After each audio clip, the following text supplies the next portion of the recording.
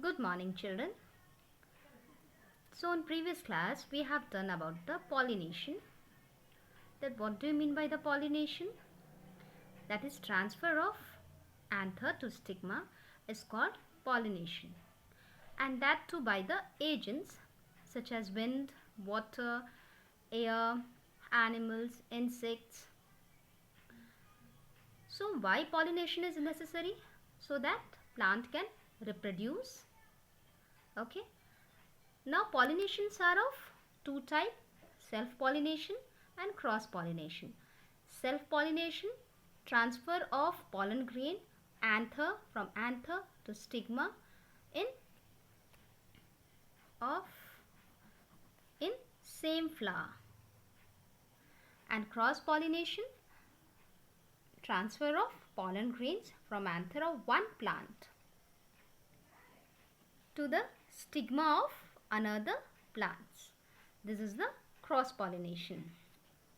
In cross-pollination, if there is cross-pollination, we find varieties of flower. Is it? That means different color, different quality, and we can see a large species of flowers. Next, we are going to see agents of pollination such as wind, water, air, insects, animals, and birds. So now, pollination, there are few terms for the pollination which we are going to read now. Suppose autogamy, that means falling of pollen grain itself on its stigma. Here you can see the diagram. This is a flower, this is stigma, pollen grains. So the falling of pollen grains in stigma itself. Okay, so this is called autogamy. Next one is the zenitogamy. So in this what happens? The pollen grains falls on stigma of a flower of same plant. So let's see the diagram. See, same plant, one flower, you can see one flower's pollen grains are falling into the another flower of the same plant. Okay, this is called the zenitogamy. And one is the allogamy. That means falling of pollen grains on stigma of a flower of another plant. Let's see. So here you can see an allogamy. That means one plant, the pollens are transferring of one plant to the another plant where the pollens are transferred to stigma. Is it? So in allogamy, the pollens of one plant is transferred to another plant stigma. This is called allogamy. Clear this term? Okay, then we'll see pollination by wind. So by the wind pollination, what are the characteristics of flowers that they are easily pollinated by the wind? So first, might be the pollens are light and dry, so they are easily blown by the wind. Second one, pollen grains produced in larger quantities. That's why when there is wind, they spread, or you can say they disperse. Then third one, stamen has long filaments with anther and stigma is large, feathery, so that pollens are easily received. The stamen have long filament so that whenever wind blows, they disperse, and where they fall on the stigma. Okay, and they are feathery so that they can be received easily. Then we'll see the pollination by water. There are some flowers or some plant through whose flowers are reproduced when it comes in contact with the flower, that too in presence of water. So pollination by water. When pollens drift on river, it gets contact with flower and directly reproduce. And what are that type of flower? Hydrilla and Vallisneria. So we'll see the pollination in Vallisneria. So the immature male flower submerged inside the water. So the male flower is always submerged inside the water, and when it gets mature, it detached from parent plant. So after maturation, it will detach from the parent plant and floats on the surface of water.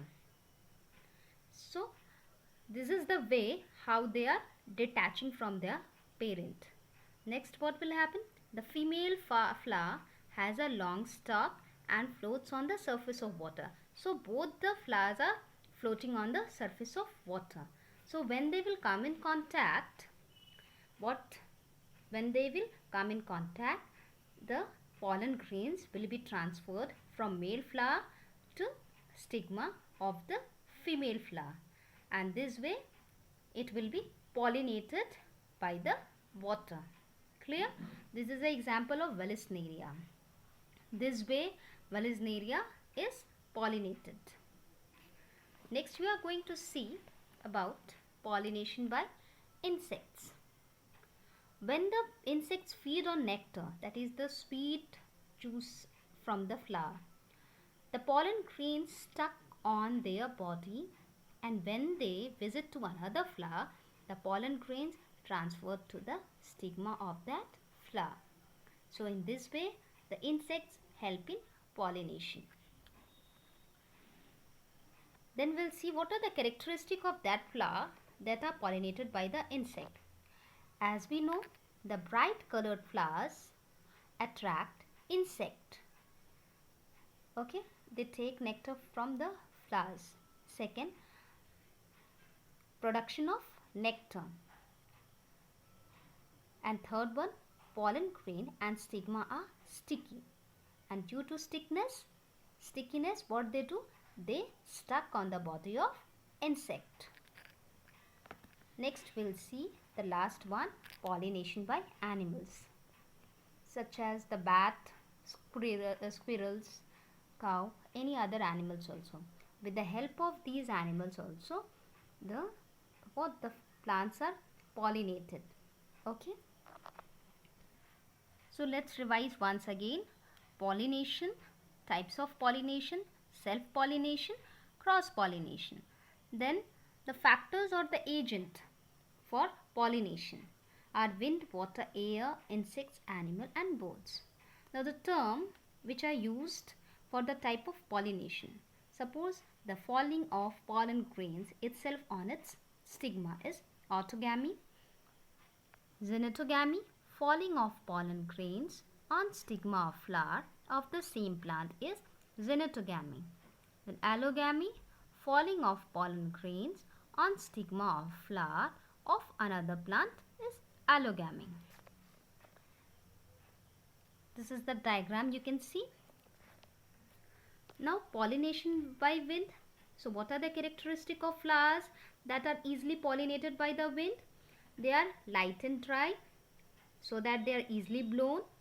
Then they are produced in larger quantities, and stamen has long filament with anthers, and stigma is large and feathery, so that pollen grains are easily received. The next one, pollination by water. So what are the examples of that flower? Aquatic plants, Hydrilla and Vallisneria. And then pollination by insects, and at last pollination by animals. So now we'll be doing some of the class work. Write true or false. This will be your class work. And match the column. This will be your class work. Do it in your notebook, as well as answer these questions in 1 or 2 sentences. Name the agents of pollination. Name the 2 types of pollination and what is pollination. This you will be doing in your copy. Okay.